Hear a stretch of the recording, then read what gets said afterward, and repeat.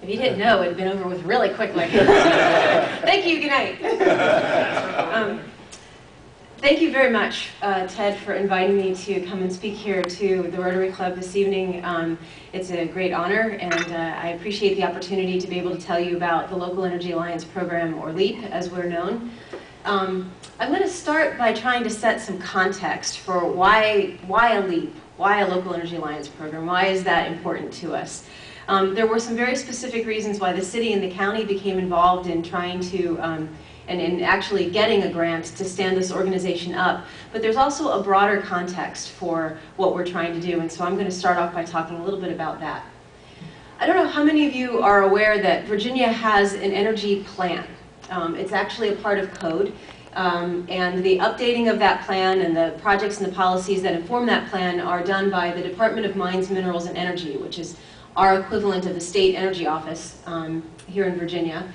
And this plan concerns a number of different things related to sustainable and local energy sourcing. By local, I mean state energy sourcing. So it could be obviously coal mining.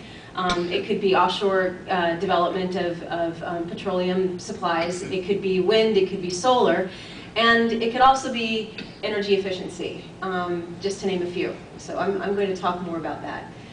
One of the interesting things about Virginia in terms of its energy use is that actually our energy is pretty cheap by comparison to most of the country.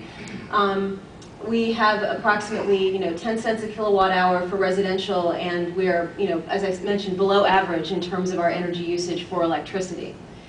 However, as a state, we import approximately 40% of our power from outside of the state. So we don't generate most of it here. We import it from somewhere else. And that's a statistic for Dominion Virginia Power, who is, of course, our local electricity provider for the city and most of the county.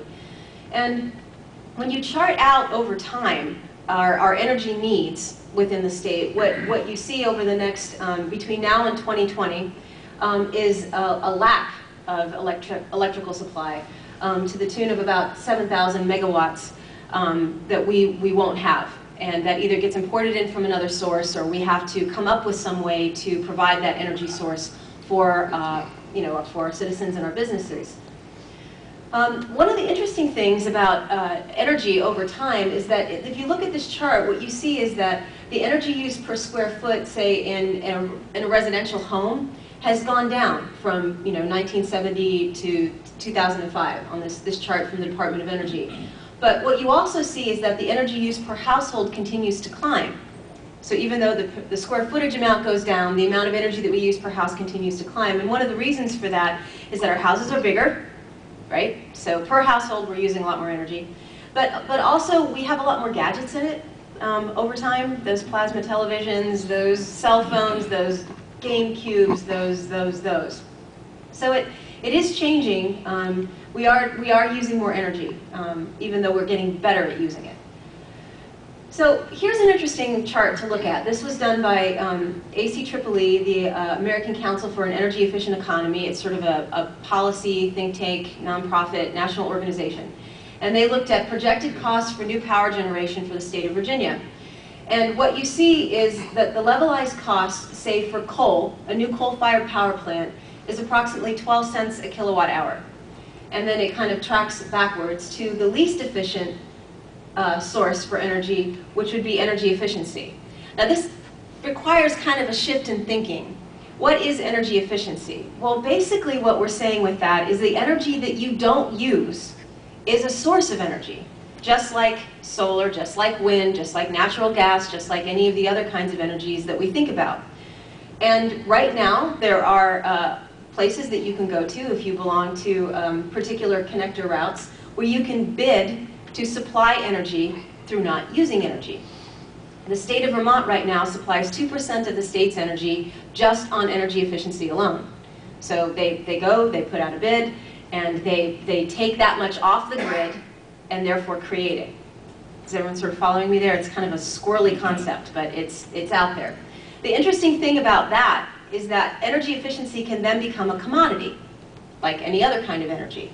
And that means you can sell it, you can give a dividend on it, you can do things as you start to scale up and aggregate in a community that really makes it valuable. Okay, we're not just talking about switching out CFLs. When you take 20%, 30% of a home's energy usage off the grid, that has real value. So, LEAP is a 501c3 nonprofit. I'm the director of that organization, and our goal is to be the one-stop solution for our Thomas Jefferson Planning District area. So it's the city of Charlottesville, Albemarle, Louisa, Greene, Nelson, Fluvanna counties, providing energy efficiency. And we're beginning on the residential side. We have a program that we launched in July that I'm going to tell you a little bit more about, but we plan to serve all market segments. So we will be then working with commercial next, and we have a multifamily program that we've just gotten a grant for as well. So we really seek to be holistic in our serving the community. What do? We provide water and energy efficiency programs for the local community, which means, okay, that's basic information, marketing, outreach. What are the advantages of energy efficiency? Why should I be interested in it? We have a program that pre-qualifies contractors. These are local contractors, much like Ted Horn, whose organization is a member. And we also have third-party quality assurance. And what that means is that on a percentage of the jobs, these energy efficiency retrofit jobs that are done in our program, LEAP goes behind the contractor, and we do a checklist, we do all the same diagnostic tests that that contractor had done on the beginning, and we check the work scope. So it provides this extra layer of assurance for the homeowner that things are being done correctly, well, with health and safety in mind, and quality. We also have special financing products that we're working on. We have a Green Sense loan that we've developed with the University Community Credit Union, slightly better rates, slightly longer terms, only can be accessed through our program. And we have rebates to help them make that retrofit even more affordable, and I'm going to talk a little bit more about those. And then lastly, I say here, we seek to be an aggregator of energy efficiency benefits for the community. In an ideal world, what we'd like to create in our local community is the equivalent of an energy efficiency utility, where we can again commodify the energy that we don't use, provide a dividend back to the community through doing that. So the core value propositions, thinking about this from the residential side, for customers. We'd like you to implement sensible energy improvements that will save you money. We'll provide the delivery system, we'll provide financing and quality management to make it safe to invest in your home, to make sure that it works and it pays for itself over time. And that's an interesting point with energy efficiency. The money that you don't spend on your utility bills is a dividend that comes back to you. It doesn't happen that way with the granite countertops, but it does happen that way with the energy efficiency. The value proposition for contractors and trade partners. We'd like you to get certified to do the energy audits well. We want you to guarantee your work, and in return, we'll bring you motivated customers and we'll help them with some prearranged financing. And so for our lenders and our financial partners, we want you to make a market in our local community by making low-interest energy loans. We want you to enjoy a solid return, and we'll take a lot of the risk off the table because we'll create that gap for payback by helping make sure that the quality is there and the energy costs are down for that family.